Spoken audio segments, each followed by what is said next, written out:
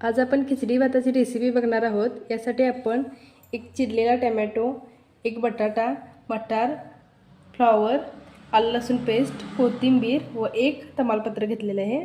त्यानंतर आपण 1.5 वाटी तांदूळ घेतलेला आहे, तो भिजवून घ्यायचा आहे। पहिल्यांदा गॅसवर कुकर ठेवून त्यामध्ये आपण थोडं तेल घालायचं आहे।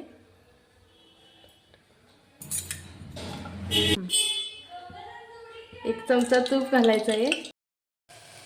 भाज्या परतून घेतल्या की यामध्ये आपण 2 चमचे चटणी घालायची आहे। चटणी परतून घेतली की यामध्ये थोडी हळद घालायची आहे।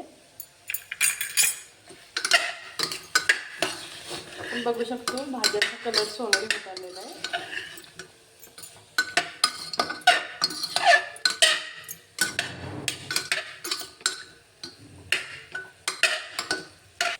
त्यानंतर यामध्ये 1 चमचा मीठ घालायचे आहे।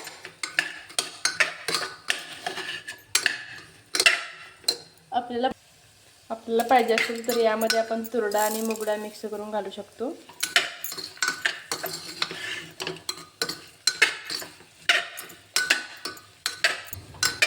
या सर्व भाज्या चांगल्या परतून घेतल्यानंतर यामध्ये आपण तो भिजवलेला तांदूळ घालायचा आहे।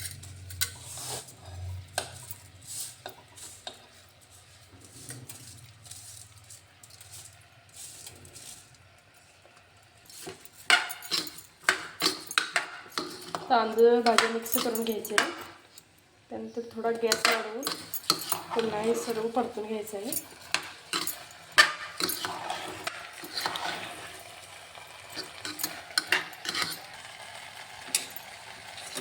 त्यानंतर दुसरीकडे गरम करत ठेवलेले पाणी यामध्ये आपण ओतायचे आहे।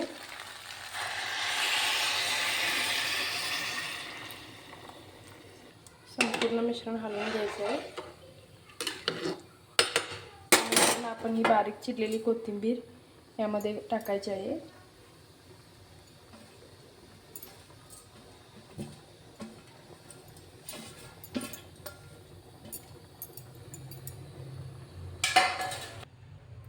त्यानंतर कुकरला झाकण घालून मंद आचेवर 3 शिट्ट्या करून घ्यायच्या आहेत। मंद आचेवर 1 आणि मोठ्या गॅसवर 3 अशा 4 शिट्ट्या काढून घ्यायच्या आहेत। तर अशा तऱ्हेने आपला खिचडी भात तयार झालेला आहे। आपण बघू शकता।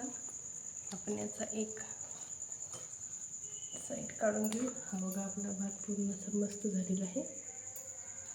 हे पहा, हे सगळे भाज्या एकजीव झालेले आहेत। हा खिचडी भात आपण लोणच्यासोबत खाऊ शकतो आणि आपण पापड पण तळून